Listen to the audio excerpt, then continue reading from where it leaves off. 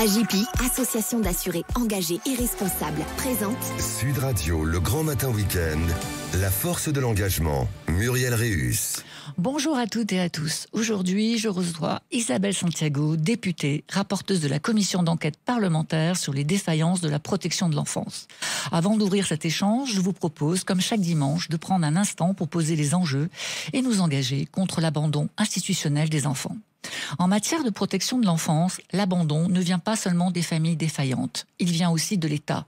Devant la maltraitance, l'abandon, la négligence grave ou l'impossibilité parentale, la décision de la République d'intervenir pour protéger est juste. Pourtant, cette promesse de protection n'est pas respectée. Des lois votées, non appliquées, des contrôles promis, jamais exercés, et une organisation qui fragilise toute cohérence nationale. Depuis 1983, ce sont les départements qui gèrent la protection de l'enfance. Résultat, sans un territoire, sans une politique, aucune garantie d'égalité. En France, près de 400 000 enfants sont aujourd'hui sous la responsabilité de la République. Chaque année, près de 10 milliards d'euros sont investis pour assurer leur mise à l'abri, leur protection. Pourtant, un enfant placé sur 5 est victime de violences dans ces lieux censés les protéger.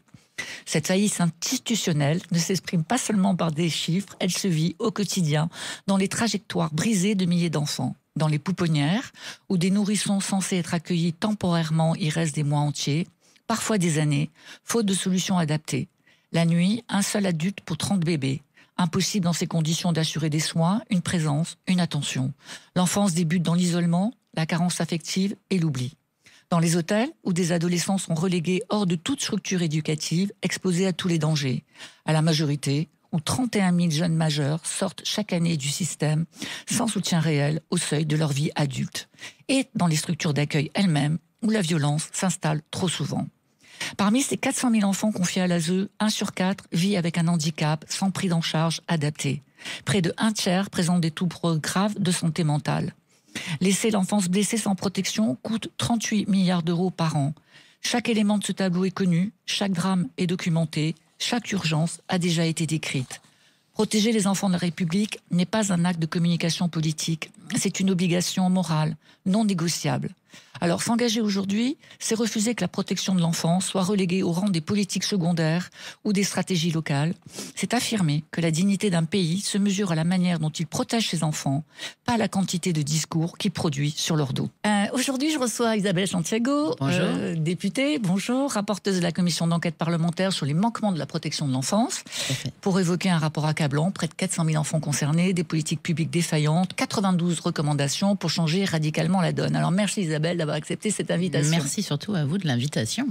Alors ça fait des années que des rapports, des professionnels, des enfants placés, des reportages, des livres tirent la sonnette d'alarme sur ces défaillances. Pourtant, la situation continue de se dégrader et continue d'être insupportable pour bon nombre d'enfants. Vous êtes l'une des rares parlementaires qui porte ce sujet avec force et persévérance, sans céder, je dirais, à la tentation des rapports de forme. Qu'est-ce qui vous a, une première question un peu personnelle, qu'est-ce qui vous a poussé à tenir bon sur ce combat, sur ces enfants qu'on appelle encore aujourd'hui les oubliés de la République? Tout simplement parce que ces enfants, je les connais et que je mets des visages, des histoires de vie, parce que j'ai eu la fonction, avant d'être parlementaire, de conseillère générale, on disait à l'époque, puis conseillère départementale. Et pendant près de plus de 10 ans, j'ai eu l'honneur d'avoir cette fonction de vice-présidente chargée de la prévention et de la protection de l'enfance. J'ajouterais de la prévention spécialisée à l'époque. Et donc je mets vraiment des histoires de vie. Et j'ai fait vraiment une promesse à titre personnel qui m'était tout à fait personnelle quand je suis devenue députée. Je ne siège pas d'ailleurs sur la commission des affaires sociales, mais à l'Assemblée nationale. Mais je me suis fait une promesse, c'est de tout faire pour ces enfants et pour que ça aille mieux et qu'on puisse à l'échelle nationale prendre la mesure de l'enjeu. Et pour un pays comme la France, que c'était évidemment quelque chose qui devait arrêter d'être les oubliés de la République et qui devait être porté de manière vraiment avec un pilote dans l'avion, ce qu'on n'avait pas. Donc c'est une histoire qui vient de loin.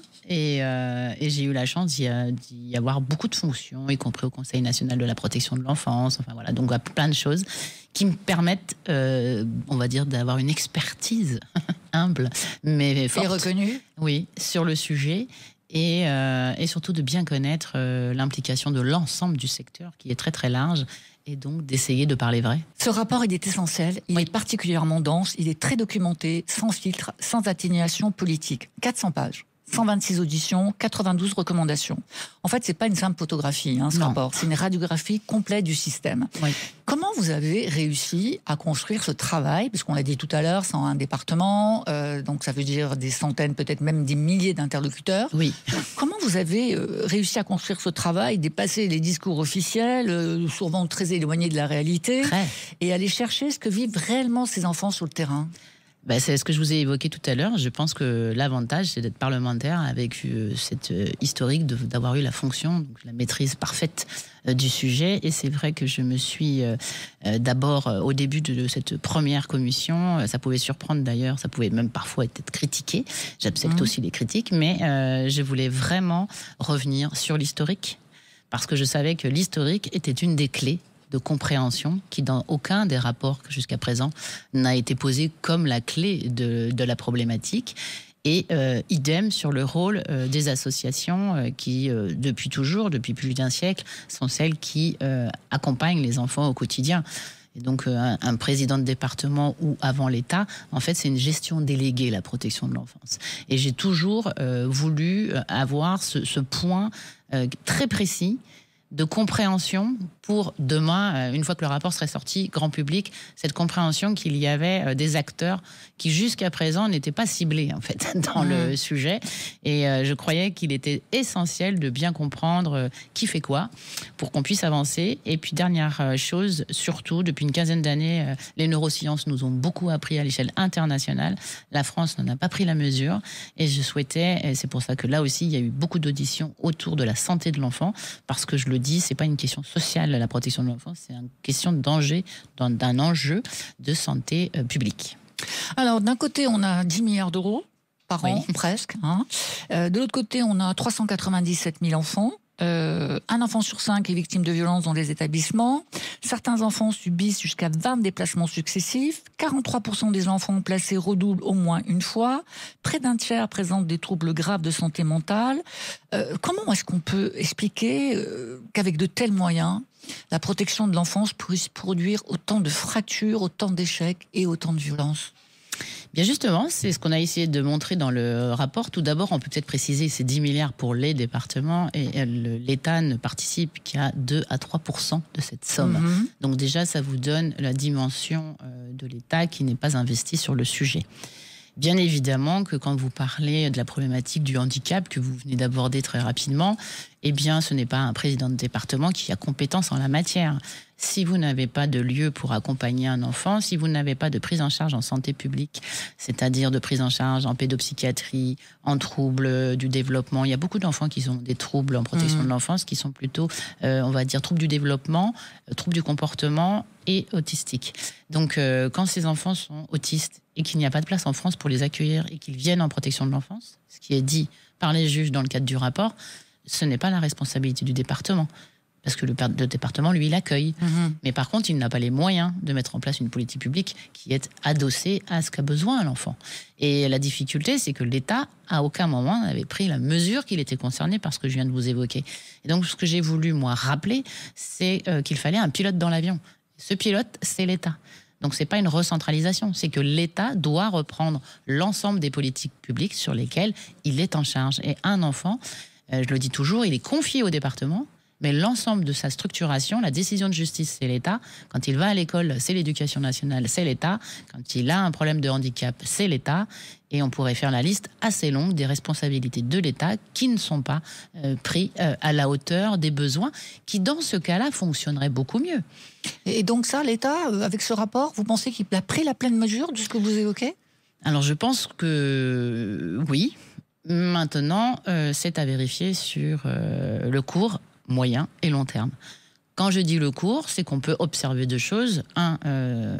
Hier ou avant-hier, il y a une circulaire du ministre garde des Sceaux, Darmanin, qui est sortie et qui demande le contrôle de tous les établissements et qui donc donne des directives très précises à la justice et au préfet. Donc on peut dire que sur les questions de contrôle qui étaient demandées depuis X temps, l'État... Il faut préciser que certains enfants ont été confiés à des établissements dont les directeurs ou les gérants, on va-t-on dire, avaient un casier judiciaire. Ça, c'est quand même c'est absolument incroyable. Voilà. Donc du coup, il y a des... là, on voit que ça bouge. Donc il y a eu le garde des Sceaux qui fait la circulaire, justement, sur la recherche de l'honorabilité des personnes. La ministre, il y avait des départements qui étaient pilotes au sens des expérimentations de quelques-uns, mais là, ça va se généraliser à tout le monde. Donc, on n'a pas de date précise, mais j'ai cru comprendre que c'était pour le début septembre. On a donc des actions qui sont en train de se mettre en place. Et la ministre, Madame Vautrin, elle travaille sur le ratio des pouponnières que j'avais lancé comme un grand scandale en France, avec un décret qui date de 50 ans, de 1974, et qui n'avait rien bougé, et personne d'ailleurs l'avait revendiqué, jusqu'au moment où moi je visite une pouponnière en disant mais c'est juste impossible en France qu'on ait ça. Donc urgence. 108% d'auto-d'occupation des moyens. Un adulte pour 30 bébés la nuit, 6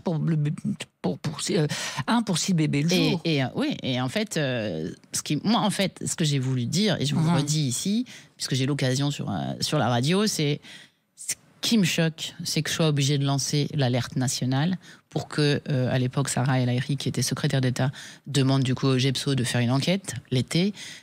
Donc les 108%, c'est l'enquête du GEPSO, à la demande d'ailleurs en effet de la secrétaire d'État. Et donc ça, c'était très bien. Mais ça suffit pas en fait. Ensuite, il faut derrière que ce décret soit modifié. Nous sommes à plus d'1 an. On va être à plus d'1 an. Et il s'est passé quoi en fait ? Il s'est passé quoi concrètement ? On peut pas tout d'un coup... on peut travailler le décret. Oui, ça peut prendre du temps. Oui, mais ça ne peut pas prendre plus d'1 an quand un enfant, lui, chaque jour, va manquer de ses besoins fondamentaux pour se développer. On parle de bébés. Quand les bébés que j'ai vus qui avaient 3 mois à l'époque, en mai dernier, il y a il y a 1 an tout juste, eh bien, ces bébés, ils ont 1 an. Et ça joue 1 an et demi, et ça joue énormément dans leur développement, avec des conséquences gravissimes. Il y a des enfants qui seront handicapés à vie. Donc la responsabilité, c'est pas de perdre du temps en fait, c'est de faire hyper rapidement des propositions d'urgence, puis ensuite des propositions législatives et réglementaires. Oui, mais on peut se dire la même chose sur la loi Taquet de 22 qui avait formellement interdit le placement des enfants dans les hôtels. Et on voit bien qu'on a toujours des enfants dans les hôtels. Et il y a en janvier 2024, Lily, 15 ans, qui se suicide dans cette chambre d'hôtel. Donc tout à fait. Cette difficulté, elle est quand même très structurelle. C'est-à-dire qu'on se rend compte, on fait des constats, on fait des projets de loi, on publie des lois, et puis elles ne sont pas appliquées. Ah oui, d'ailleurs elles ne sont même pas appliquées depuis 20 ans, puisque du coup, ce que j'ai dit dans le rapport, c'est que je faisais très attention aux législatifs, puisque déjà les textes de 2007, de 2016 et de 2022, donc celui plus récent d'Adrien Taquet, mais depuis 2007, les textes sont très peu appliqués sur le terrain. Et ça veut dire très concrètement que un département peut vouloir faire un projet personnalisé pour l'enfant qui date de la loi de 2007. Mais comme je vous l'ai dit, ce sont les associations qui accompagnent les enfants au quotidien.